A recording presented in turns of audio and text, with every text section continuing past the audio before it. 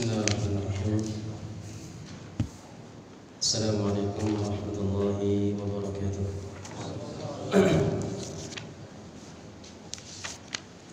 Alhamdulillahirabbil alamin.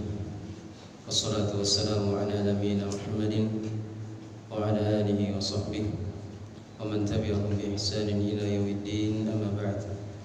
Fa inna asdaqal hadithi kitabullah wa khairal huda huda nabiyyina Muhammadin sallallahu alaihi wa ala alihi wa sahbihi wa sallam.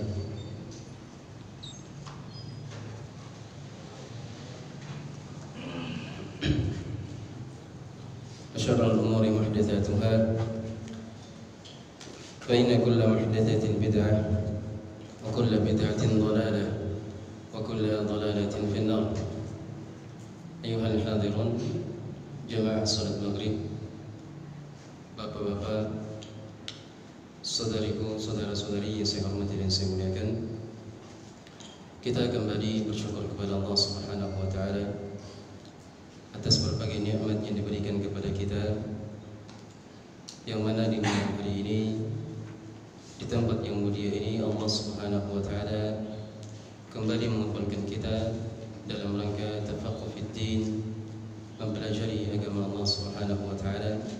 وبالخصوص نواصل درسنا كتاب منهج السالكين الذي ألفه الشيخ عبد الرحمن بن ناصر السعدي رحمة الله تعالى عليه.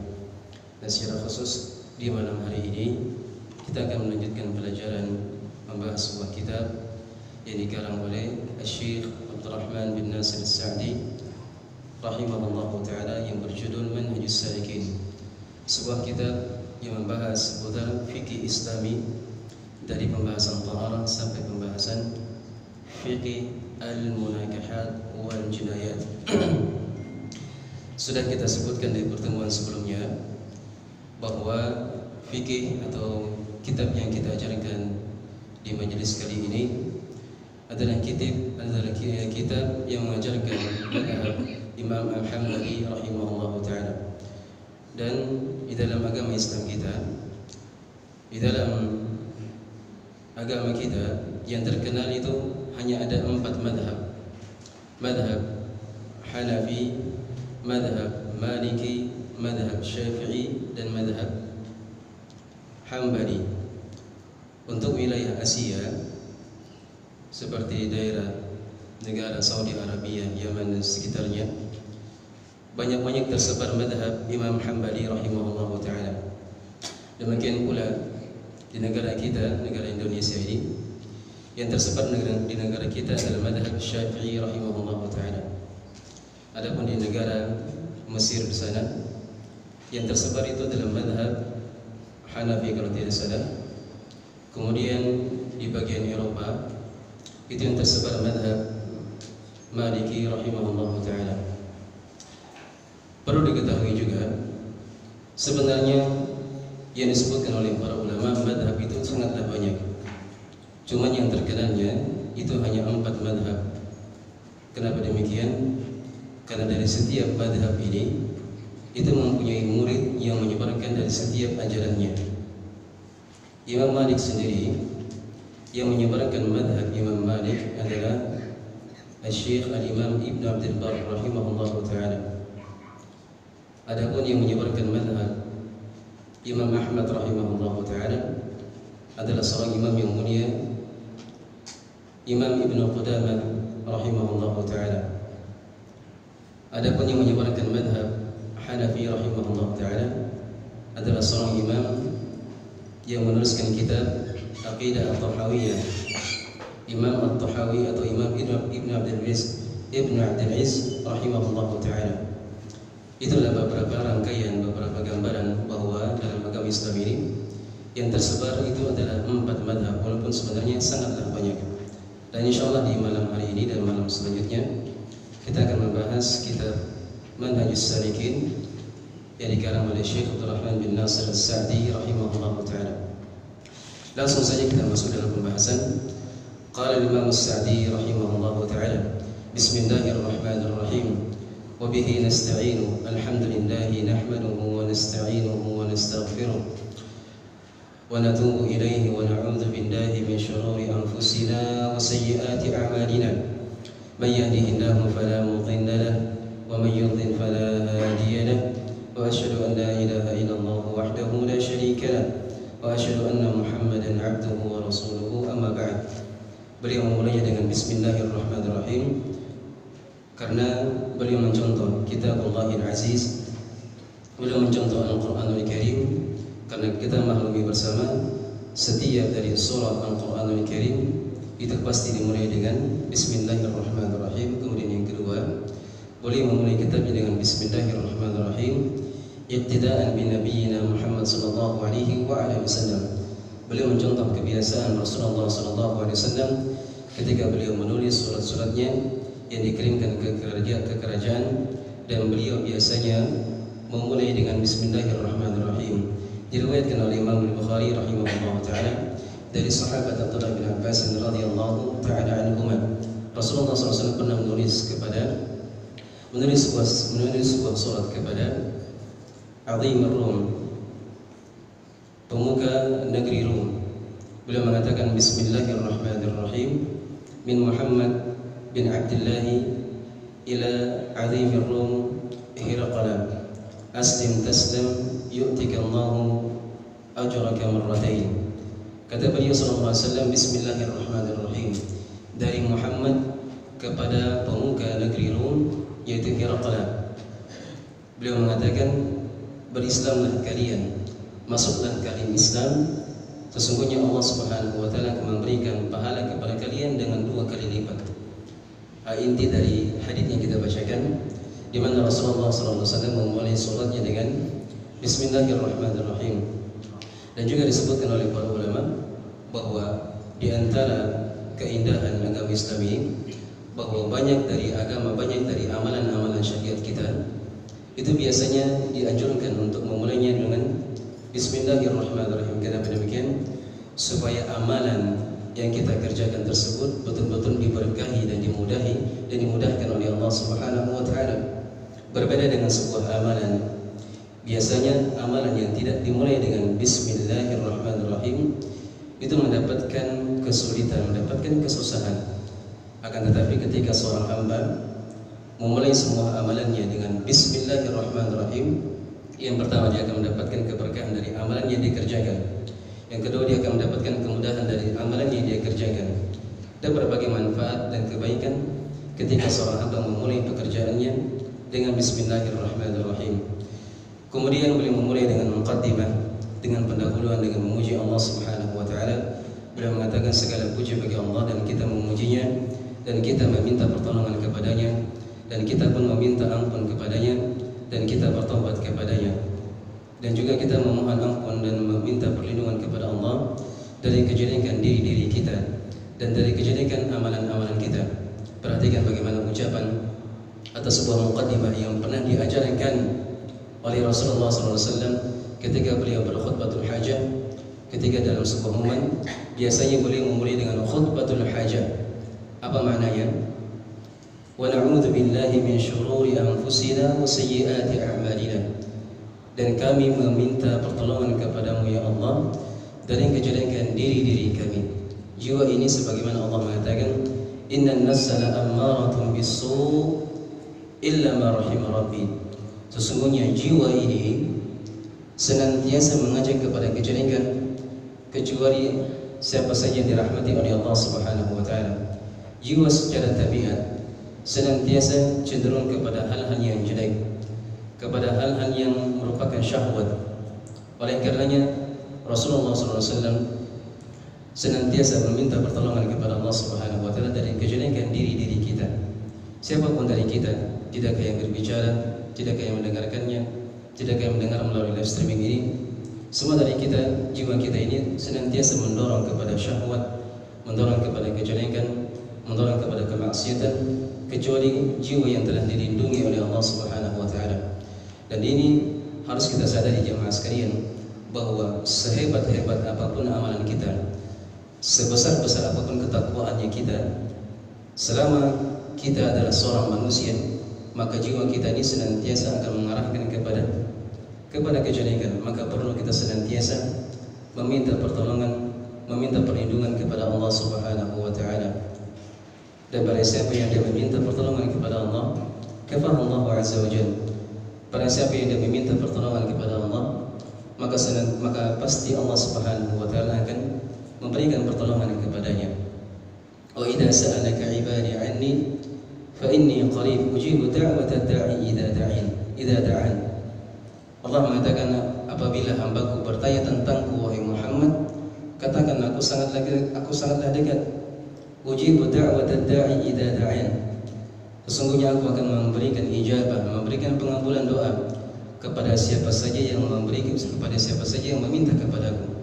Jadi merupakan kepastian dari Allah Subhanahu wa taala, barang siapa yang meminta kepadanya, memohon perlindungan kepadanya, meminta ampun kepadanya, maka Allah Subhanahu wa taala akan memberikan apa yang dia minta.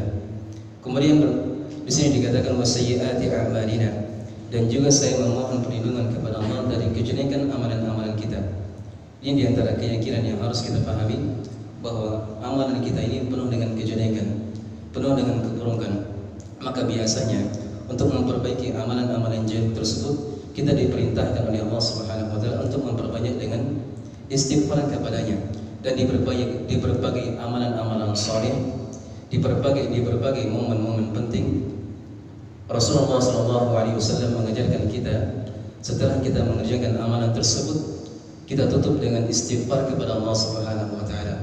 Karena harus kita yakini jemaah sekalian, harus kita yakini bahwa seindah apapun ibadah yang kita kerjakan, sekhusyuk apapun ibadah yang kita kerjakan, pasti senantiasa diikuti dalam kejelekan, dengan kekurangan, dengan cacat.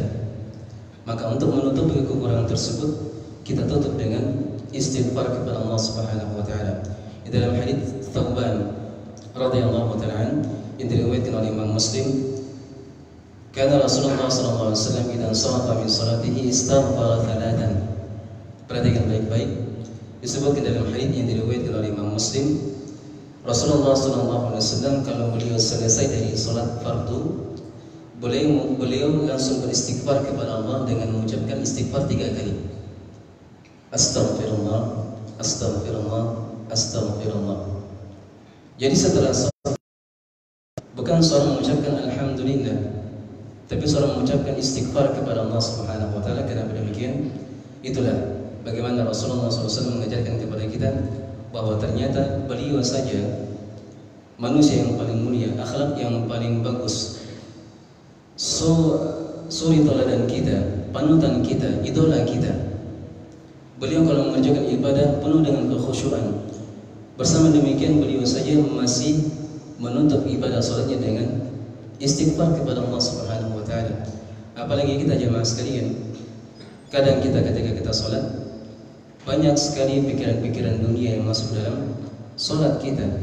Kita pikir bisnis kita, perdagangan kita, pangkat kita, pekerjaan kita, istri kita, anak kita pikirkan semuanya.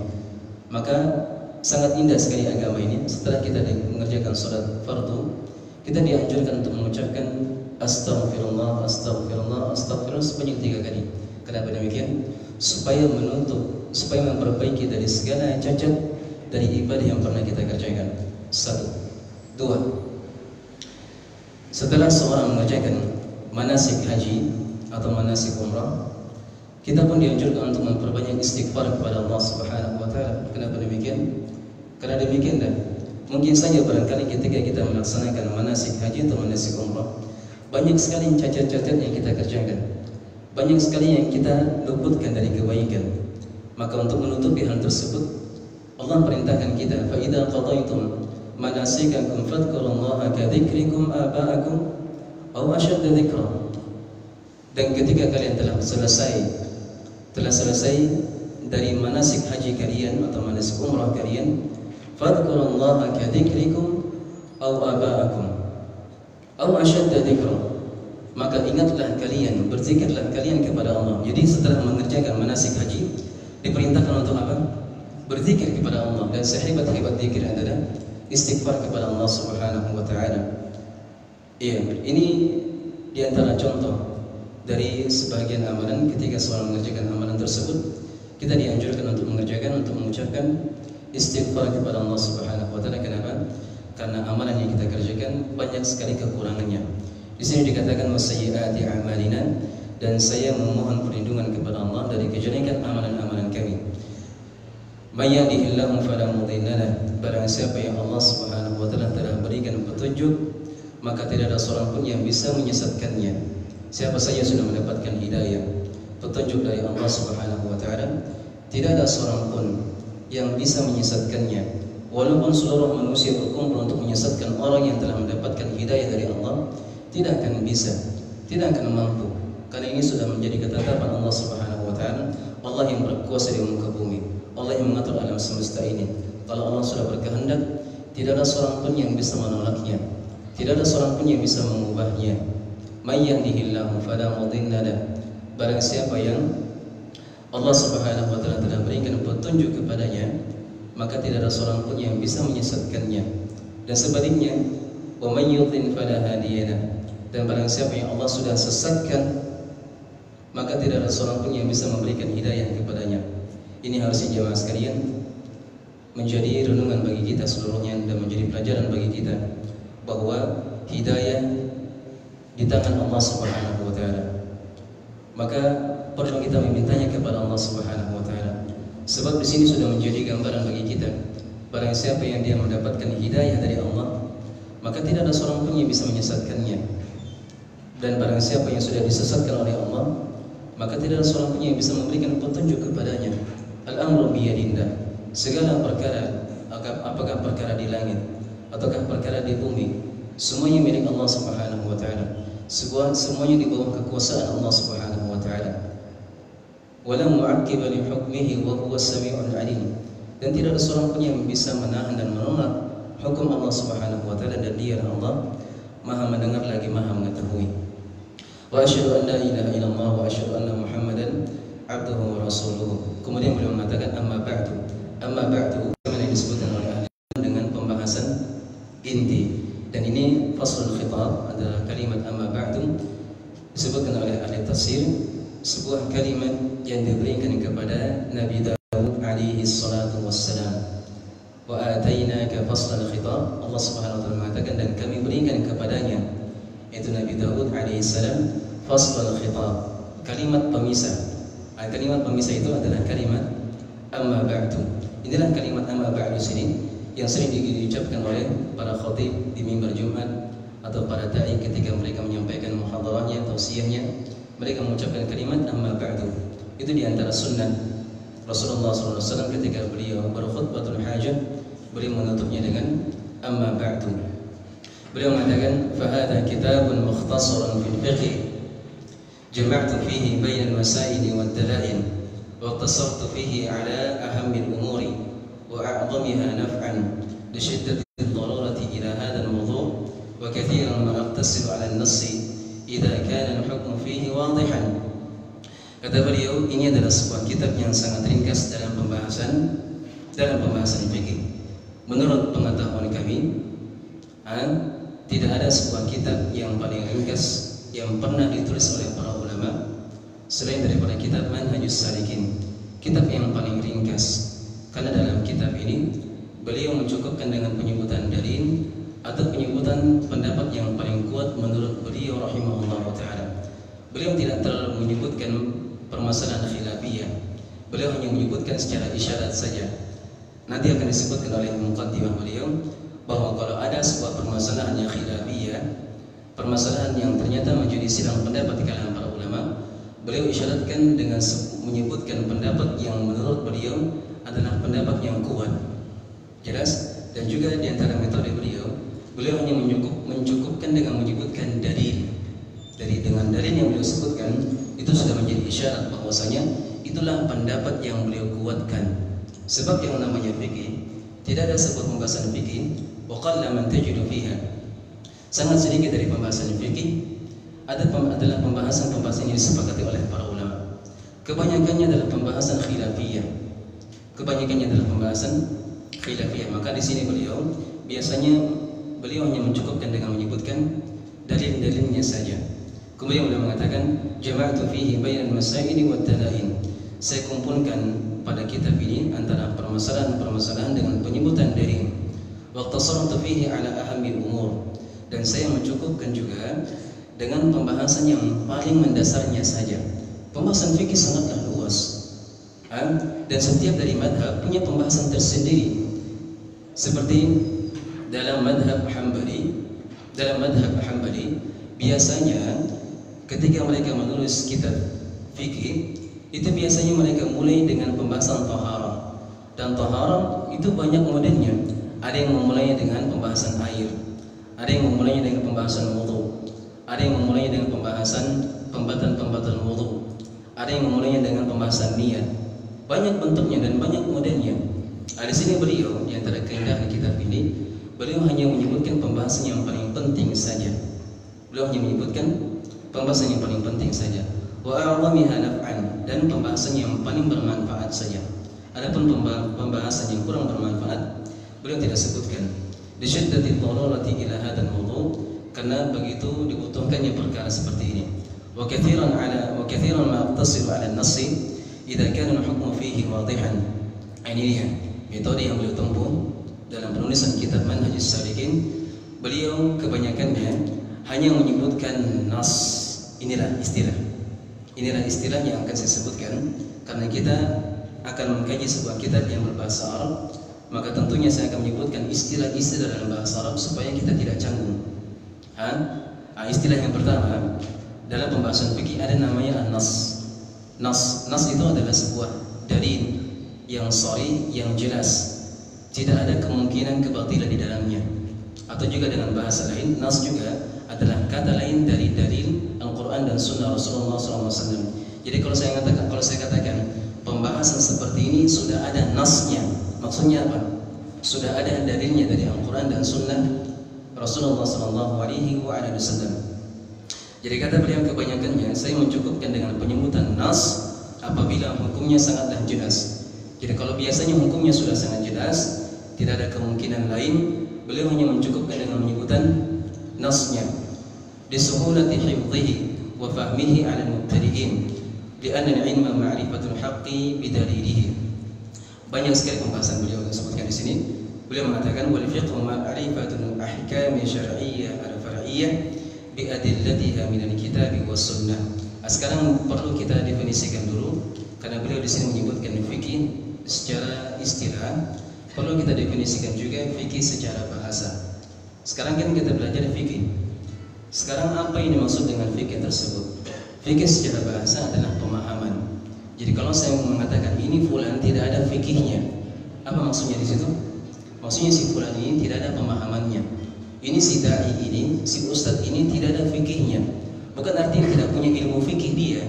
Tidak, maksudnya kalau saya katakan si fulan tidak ada fikihnya, artinya si fulan ini tidak punya pemahaman. Tidak punya pemahaman. Karena Allah Subhanahu wa taala mengatakan, "Qalu ya Syu'aib ma nafqahu katsiran mimma taqulu wa inna lanaraka fina dha'ifa." Allah menghikayatkan ucapan kaumnya Nabi Hud alaihi salam atau kaumnya Nabi Syu'aib alaihi salam. Qalu ya Syu'aib ma nafqahu katsiran. Mereka mengatakan kepada Syu'aib, wahai Syu'aib, kami tidak memahami, kami tidak memfikihkan, kami tidak paham dari ucapan kalian dibahasakan dengan kalimat ma nafqahu. Nafqahu adalah bahasa dari fikih. Jadi maksudnya di sini kaumnya Nabi Syu'aib, mereka tidak begitu memahami ucapannya Nabi Syu'aib alaihi salatu wassalam. Itulah secara bahasa fikih bermakna pemahaman. Adapun di sini secara istilah, fikih adalah ma'rifatul ahkam syar'iyyah al-far'iyyah, pengenalan tentang hukum-hukum syariat yang far'iyyah, yang bercabang-cabang, bi adillatiha, dengan dalil-dalilnya. Sekarang ini dalil istilah kedua. Kalau dalil itu lebih spesifik lagi. Kalau dalil biasanya adalah sebuah istilah, sebuah ungkapan yang digunakan untuk Al-Quran dan Sunnah Rasulullah SAW. Pembahasan ini adalah ada dalilnya, maksudnya ada sumbernya, ada referensinya. Apakah dari Al-Quran dan Sunnah Rasulullah SAW. Sebagai tambahan faedah juga, dalam agama kita disebutkan dalam pembahasan usul fikih bahwa dalil yang dipegang oleh umat Islam itu hanya ada 4. Tidak ada yang kelima, tidak ada yang keenam, tidak ada yang ketujuh. Yang pertama Yang pertama, yang kedua adalah perkara yang disepakati oleh ulama ahli Islam, yaitu Al-Quran dan Sunnah Rasulullah SAW. Berdasarkan sabda Rasulullah SAW, "Taraktu amrayni ma in tamassaktum bihima lan tadillu ba'dahu kitaballahi wa sunnati." Kata beliau sallallahu alaihi wasallam, aku tinggalkan kepada kalian dua perkara. Aku tinggalkan kepada kalian dua perkara yang kalau kalian berpegang teguh dengan dua perkara ini sepeninggalanku, maka kalian tidak akan tersesat selama-lamanya. Dua perkara itu adalah kitabnya Allah, Al-Quran, dan sunnahku, kata Rasulullah SAW. Itu yang pertama dan yang kedua. Yang ketiga adalah al-qiyas. Al-qiyas adalah sebuah pembahasan yang dianalogikan, yang disamakan dengan illatin jami'atin, karena ada sebab yang sama. Nanti saya akan sebutkan. Seperti misalnya contohnya pembahasan tentang minuman keras, whisky, kopi miring, cap tikus atau lainnya. Ini kenapa bisa menjadi diharamkan pembahasan sedemikian? Minuman khamar, whisky, topi miring, cap tikus atau balok yang semisalnya. Padahal nasnya tidak ada. Dalilnya tidak spesifik, tidak disebutkan secara terperinci. Tapi kok para ulama bersepakat akan haramnya segala minuman yang memabukkan. Ini dia. Ini masuk dalam pembahasan qiyas. Itu pembahasan yang disamakan karena adanya sebab yang sama. Ini juga sebagai bantahan untuk sebagian ustadz yang aneh bin ajaib, yang bergelarkan LCMA tapi tidak tahu pembahasan fikih, yang menganggap bahwasanya zakat dengan beras adalah bid'ah. Ini aneh sekali. Kok ada ustadz yang bergelar LCMA, bahkan terakhir sudah mendapatkan gelar doktor lagi. Bisa-bisanya kau memberikan permisalan antara maulid Nabi dengan zakat fitrah beras. La haula wala quwwata illa billah. Ini kalau yang mendengarnya orang awam pasti terpengaruh. Oh iya juga ya. Berarti zakat fitrah dengan beras berarti bid'ah, perkara yang baru ada, berarti tidak boleh. Orang-orang awam yang tidak punya ilmu dasar pasti akan terpengaruh. Tapi kita sebagai penuntut ilmu tidak bisa dibodoh-bodohi. Dan kami sebagai penuntut ilmu, ketika kita mendengarkan pembahasan demikian, kita langsung tertawa. Karena memang itu tajhilun linnasi, membodohi manusia, mentang-mentang manusia dalam memahami pembahasan fikih. Senapurnya saya menyampaikan sebuah pembahasan. Ini pembahasan zakat fitrah dengan beras itu masuk dalam pembahasan qiyas. Kenapa demikian? Rasulullah SAW mengatakan dalam hadits Abu Sa'id Al-Khudri dan juga hadits Abdullah bin Umar radhiyallahu taala anhuma. Beliau mengatakan, "Farada Rasulullah SAW zakat al-fitri sa'an min ta'am." Rasulullah SAW telah mewajibkan zakat fitrah berupa satu sa' berupa makanan. Jadi dikatakan satu sa' berupa makanan. Ini kalimat makanan di sini mencakup semua makanan pokok yang dikenal oleh ahlul bilah, penduduk negeri setempat. Jadi kalau misalnya Indonesia makanan pokoknya dengan beras, maka itu masuk dalam cakupan ta'am tadi, makanan tadi. Itu yang pertama. Yang kedua, karena dalam riwayat yang lain beliau SAW mengatakan sa'an min ta'am, atau sa'an min syair, atau sa'an min aqid, atau sa'an min zabib, dan seterusnya. Beliau SAW telah mewajibkan zakat fitrah satu sa' dari syair, gandum, atau satu sa' dari zabib. Tahu zabib ya? Tahu zabib? Zabib itu kurma yang dikeringkan. Apa itu? Dalam bahasanya kita kurma yang dikeringkan, bukan kurma, apa namanya? Kismis. Kismis itu adalah makanan pokoknya ahlul Madinah. Itu dijadikan sebagai makanan pokok karena penduduk Madinah mereka punya banyak makanan pokok. Maka itulah yang dikeluarkan untuk mereka. Adapun kita sebagai penduduk negara Indonesia, makanan pokok kita adalah beras. Maka itu dikiaskan dengan hadis tadi, masuk dalam pembahasan qiyas. Walaupun kalau saya sebutkan secara terperinci mungkin antum tidak paham juga. Intinya pembahasan seperti ini sebagaimana disebutkan oleh para ulama itu masuk dalam pembahasan qiyas, itu pembahasan yang disamakan. Karena apa? Karena ada sebab yang sama. Ini yang ketiga. Kemudian yang keempat adalah al-ijma'. Itu perkara yang disepakati oleh para sahabat radhiyallahu ta'ala anhum ajma'in. Jadi kalau misalnya ada sebuah pembahasan apapun itu, fikih kah, akidah kah, muamalah kah, adab kah, yang telah disepakati oleh para sahabat radhiyallahu ta'ala anhum ajma'in, tidak pernah disebutkan oleh tidak pernah dinukilkan dari mereka bersidang pendapat akan sebuah pendapat tersebut. Maka ini bisa kita pahami, kesepakatannya mereka adalah hujjah untuk kita, adalah dalil untuk kita, dan seorang boleh berpendapat dengan ijma' tersebut, dengan kesepakatan tersebut. Misalnya disebutkan oleh Imam Ibn Rajab rahimahullah ta'ala dalam sebuah kitab Fathul Bari, karya syarah Sahih Bukhari. Beliau menunjukkan kesepakatan para sahabat bahwa akan wajibnya seorang bagi siapa saja yang dia mempunyai tanggung jawab atau hutang salat,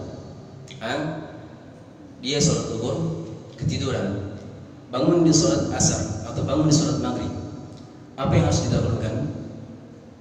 Apakah salat maghrib dulu, kemudian salat zuhur, kemudian salat asar? Karena sebagian manusia berpendapat demikian.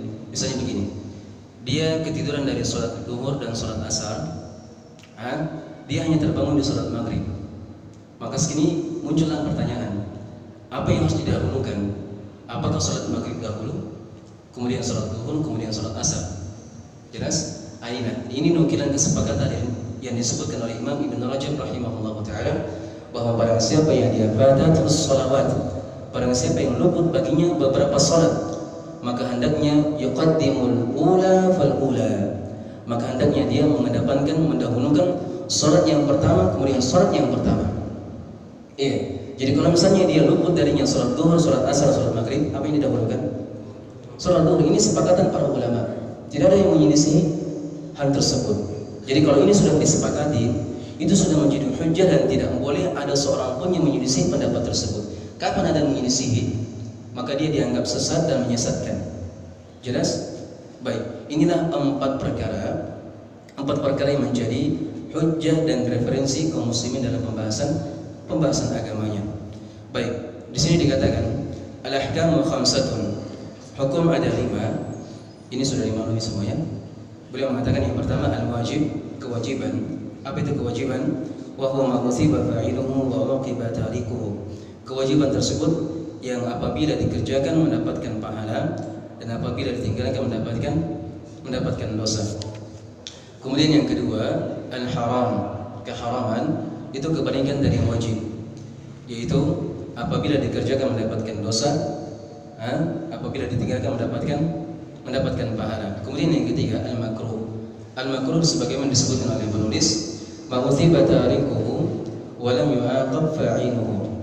Makruh ini orang akan mendapatkan pahala kalau dia meninggalkannya. Jadi kalau misalnya ada perkara makruh, misalnya makruh dalam pembahasan salat misalnya, banyak bergerak. Ini disebutkan oleh para ulama di antara perkara yang makruh dalam salat adalah seorang banyak bergerak tanpa ada keperluan. Sedikit-sedikit menggaruk, sedikit-sedikit menoleh, sedikit-sedikit bergerak. Ini adalah perkara yang dimakruhkan.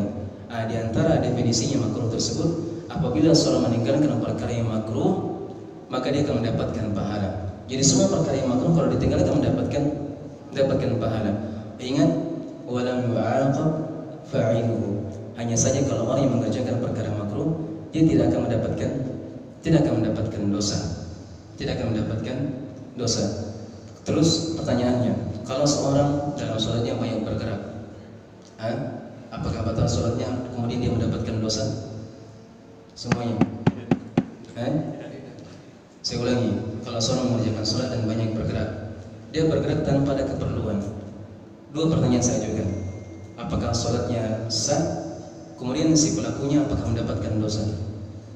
Sholatnya sah? Sholatnya sah, sepakat para ulama, sholatnya sah. Yang kedua, pelakunya tidak berdosa. Kenapa? Karena ini perkara makruh. Karena ini adalah perkara makruh. Kemudian yang keempat adalah al-maslun. Ini al-maslun adalah kata lain dari sunnah. Al-maslun adalah huwa dituhu. Itu kebalikan dari makruh, yaitu barang siapa yang mengerjakan sunnah ini dia akan mendapatkan pahala, dan barang siapa yang meninggalkan sunnah